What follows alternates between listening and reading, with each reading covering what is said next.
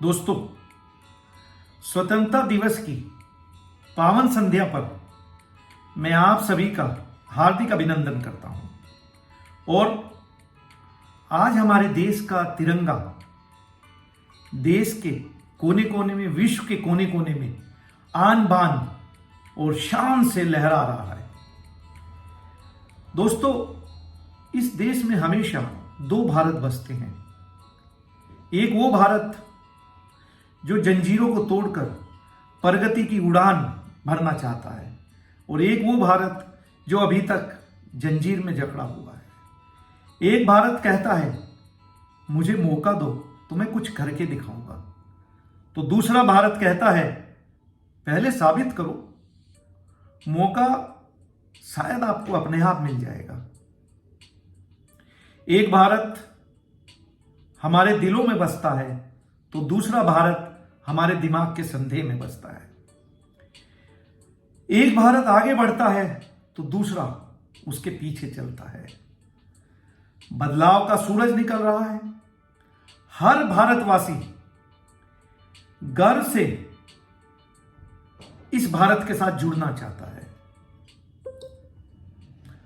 एक भारत आज आसमान की ओर सर उठाकर कह रहा है उड़ने का वक्त आ गया है। जय हिंद। दोस्तों, आज की जो कहानी है उन लोगों के लिए है जो जिंदगी में हार मान गए हैं और उनकी चारों तरफ सिर्फ अंधेरा ही अंधेरा है। जिस प्रकार हमारे जीवन में धूप और छांव का आना लगा रहता है, उसी प्रकार हमारे जीवन में सुख और दुख का भी आना जाना लगा रहता है। किंतु हमारा ध्यान हमेशा दुख के ऊपर ही रहता है। ऐसा कौन सा दुख है, उसको महात्मा बुद्ध द्वारा बताई गई कहानी से सुनते भी हैं और समझते भी हैं। बहुत पुरानी बात है। एक राज्य में एक व्यापारी रहता था जो बहुत ही अमीर था। उसका एक पुत्र था जिसको उसने कभी भी जीवन में कोई कमी नहीं आने दी। उसने जो कहा उसको लाकर दिया। एक दिन वह व्यापारी बहुत बीमार हो जाता है और मरने की अवस्था तक आ जाता है। वह अपने पुत्र को बुलाता है और उससे कहता है कि मैंने तुझे जीवन में कभी दुख नहीं देखने दिया, इसलिए मेरे मरने के बाद मुझे मालूम नहीं है तुम इस जिंदगी का सामना कैसे कर पाओगे, पर हां, मैं तुम्हें जाते हुए एक चीज बताना चाहता हूं। मेरी मृत्यु के बाद तुम्हारे अपने ही तुम्हारे दुखों का कारण होंगे। ऐसा कहकर व्यापारी अपनी आंखें बंद कर लेता है। नवयुवक बहुत रोता है, अपने पिता की याद में आंसू बहा रहा होता है। तभी उस युवक का एक मित्र आता है और बोलता है, अरे दोस्त, अब तो तुम्हारे पास अपने पिता की छोड़ी हुई अथाह धन संपत्ति है, तुम फिर भी बहुत दुखी हो। युवक को एहसास होता है कि यस, वो अपना जीवन खुशी खुशी बिता सकता है। इतनी अथाह संपत्ति होने के कारण धीरे धीरे इस नवयुवक को नशे की आदत लग जाती है। वह वेश्यालय भी जाने लगता है और वह बहुत खुश था कि वह अपनी जिंदगी अपनी मन मर्जी के मुताबिक जी रहा है। एक बार राज्य में घोषणा की गई कि निर्माण मंदिर में जो भी व्यक्ति ज्यादा से ज्यादा धन देगा उसका नाम मंदिर में स्वर्ण अक्षरों पर लिखा जाएगा। यह नवयुवक उस मंदिर में जाता है और सबसे ज्यादा धन देकर अपना नाम स्वर्ण अक्षरों में लिखा लेता है। जब यह नवयुवक अपने महल में वापस लौट रहा था तो उसको साधुओं का एक ग्रुप, एक संगठन रास्ते में मिलता है और वो उसको सेठ समझकर उससे भोजन की मांग करते हैं। किंतु घमंडी नवयुवक उनको बेइज्जती कर देता है, उनका अपमान करता है और कहता है कि पता नहीं तुम लोगों को भगवान ने क्यों पैदा कर दिया जो दो दो रोटी के लिए सबके सामने झुकते हो। अरे भगवान के सामने जाओ, माफी मांगो ताकि वो तुम्हें रोटी दे। यह कहकर वो अपने घर लौट आता है। नवयुवक के सगे संबंधी, रिश्तेदार सब उसके यहाँ काम पर लगे रहते हैं और नवयुवक हमेशा अहंकार के 7वें आसमान पर रहता था कि उसके सभी रिश्तेदार उसके यहां नौकरी करते हैं और जब भी कोई रिश्तेदार उधार मांगने आता तो वो उसकी जरूरत से ज्यादा उसको उधार देकर उस पर जो है अपना एक एहसान दिखाने की कोशिश भी करता। धीरे धीरे रकम उधार देते देते वह कर्जे में डूब जाता है और उसे पता ही नहीं चलता कब उसका जो है धन खत्म हो गया और जो उसका व्यापार था वो जीरो हो जाता है। कर्ज उतारने के लिए वह अपने रिश्तेदारों से उधार मांगने के लिए वापस जाता है, किंतु सब उसको उधार देने से मना कर देते हैं। वह बड़ा दुखी होता है और भूख के कारण बहुत परेशान भी हो रहा होता है। वह तुरंत उसी मंदिर में जाता है और पुजारी को अपना परिचय देता है और उसको बोलता है, मुझे पहचाना, मैंने ही यहां सबसे बड़ा दान दिया था, वो मेरा ही नाम यहां स्वर्ण अक्षरों में लिखा हुआ है। आज मेरी हालत बहुत खराब है और मुझे भोजन की आवश्यकता है। यह सुनकर वह मन ही मन रोने लगा। तो पुजारी बोले, भिखारियों को भोजन इस मंदिर के अंदर नहीं बाहर दिया जाता है। यह सुनकर उसको बड़ा धक्का लगा। युवक भूखा था, बाहर जाकर भिखारियों की टोली में एक कोने में बैठ जाता है और अपना मुंह भी कंबल से ढक लेता है। युवक की हिम्मत नहीं हो रही थी कि वह भिखारियों की तरह भोजन मांगे या उस भिखारियों की लाइन में बैठे। दिन बीत गया, भूख बढ़ती चली गई। तभी कुछ साधु उसके पास आते हैं और उसका चेहरा देखकर बोलते हैं, ऐसा लगता है हम पहले भी कहीं मिले हैं। हम समझ रहे हैं तुम्हें हालात ने झुकने के लिए मजबूर कर दिया है, किंतु तुम झुकना नहीं चाहते हो। लेकिन अगर तुम नहीं झुकोगे तो तुम्हें भोजन नहीं मिलेगा और ये पेट की आग कभी नहीं मिटती है। युवक साधु से बोला, मेरे पास जो धन संपत्ति थी वो सभी मेरे दोस्त रिश्तेदार जो मेरे पीछे घूमते थे वो ले गए हैं और अब वो मेरे शत्रु बन चुके हैं, किंतु आपको मैंने खरी कोठी सुनाई थी और आप ही आज मेरे दुख के सहयोगी बने हैं। साधु ने अपना भोजन दिया।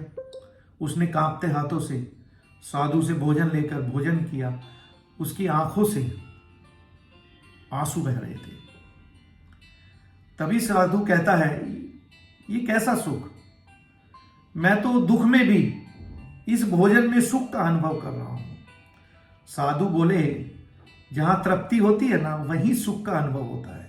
जब तुम्हारे पास धन था, अच्छा भोजन था, तब तुम्हारे मन में कभी तृप्ति नहीं हुई जो तुम आज फील कर रहे हो, जो एहसास कर रहे हो।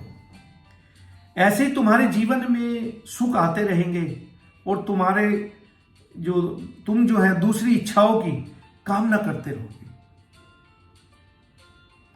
और जब तुम्हारी इच्छाएं पूरी नहीं होंगी तो तुम्हें दुख होगा। तुम हमेशा सुख के पीछे भागोगे और दुख तुम्हारे पीछे यूं ही भागता रहेगा। तुम सुख को पकड़ना चाहोगे तो दुख तुम्हें पकड़ता रहेगा। तभी साधु ने एक सोने की मोहरों से भरा एक थैला उस लड़के के हाथ में रख दिया। युवक साधु से पूछता है, हे महाराज, आपके पास इतना धन कहां से आया? ये तो सोने से भरी थैली है। तभी साधु बोले, ये धन तो तुम्हारा ही है। जब तुम पिछली मुलाकात में हमें खरी खोटी सुनाकर जा रहे थे तो जल्दीबाजी में तुम्हारी एक सोने अशर्फी से भरी थैली वहां पर गिर जाती है और वो हमने उठा ली थी कि एक दिन हम आपको वापस लौटाएंगे। नवयुवक बोला, हे महाराज, मैंने जब अपने रिश्तेदारों से धन मांगा जो कि मेरा अपना था तो उन्होंने देने से वापस कर दिया। कईयों ने तो मुझे खरी खोटी सुनाकर दरवाजे से धक्के मारकर बाहर निकाल दिया, और आप ये धन मुझे लौटा रहे हैं। मैं आपका बहुत आभारी हूं। मैं इस धन से दोबारा व्यापार चालू करूंगा और वापस उस व्यापार को ऊंचाइयों तक लेकर जाऊंगा। साधु बोले, हमें कोई दुख नहीं देता है,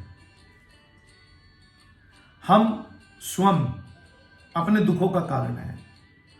सुख आने पर हम भूल जाते हैं कि हम सही कर रहे हैं या गलत, और हम आंखें बंद करके सुख का आनंद लेते हैं। हम नहीं जानना चाहते कि जीवन मीठा है तो कड़वा भी है, सच है तो झूठ भी है। सुख में केवल हम अपने अहंकार को बढ़ावा देते हैं। युवक कहता है, महाराज आप सही कह रहे हैं। जब मेरे पास धन दौलत थी तो मैं अंधा हो चुका था। मैं अपने दोनों हाथों से इनको लुटा रहा था। आज जब वो मेरे पास नहीं है तो मैं दुखों से लड़ रहा हूं, जूझ रहा हूं, और जान गया हूं कौन मेरे साथ है और कौन मेरे खिलाफ है। अब मैं सुख में भी अपनी आंखें हमेशा खुली रखूंगा। दोस्तों, मानव शरीर में बहुत ऊर्जा होती है, बहुत शक्ति होती है, पर हम उन्हें बेकार की चीजों में व्यर्थ कर देते हैं और हमारा जीवन यूं ही बेकार चला जाता है। हम में से अधिकांश लोग ऊपर वालों को कोसते हैं कि मैं इतना दुखी क्यों हूं, किंतु परमात्मा चाहता है कि हम उस दुख का अनुभव करें और पहचानें कि इंसानी आत्मा का अस्तित्व क्या है। और वो दुख अपने आप को ना पहचान पाना और अपनी शक्तियों को ना पहचान पाना है। अपने आप को ना जान पाना, अपने आप को इकट्ठा ना कर पाना, हमारे जीवन में एकमात्र यही दुख है।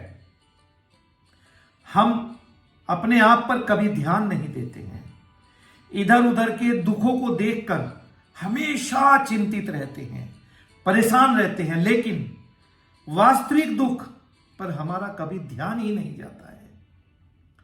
और जब भी हमारे जीवन में कोई दुख आए तो ध्यान रहे कि मैं क्यों दुखी रो रहा हूं, क्यों दुखी हूं। और जब आप ये समझ जाते हैं, आपका ध्यान की तरफ आगे बढ़ने लगते हैं, आप उस तरफ ध्यान लगाते हैं, तो किसी भी समस्या का हल सरलता पूर्वक खोज लेते हैं। इसलिए दोस्तों, खुद को जानिए, खुद को पहचानिए। जो क्षमता आपके पास है वो औरों के पास नहीं है। अपने को जानिए, अपने को पहचानिए और देखिए कैसे ये दुख आपको आपकी परिस्थितियों में खुश रखता है, और आप सीख भी जाएंगे। दोस्तों, उम्मीद है इस वीडियो से आपने जरूर कुछ ना कुछ सीखा होगा। इस वीडियो को लाइक करें और दोस्तों के साथ शेयर करना ना भूलें। चलो मिलते हैं अगली वीडियो में। तब तक के लिए अपना ध्यान रखें। धन्यवाद।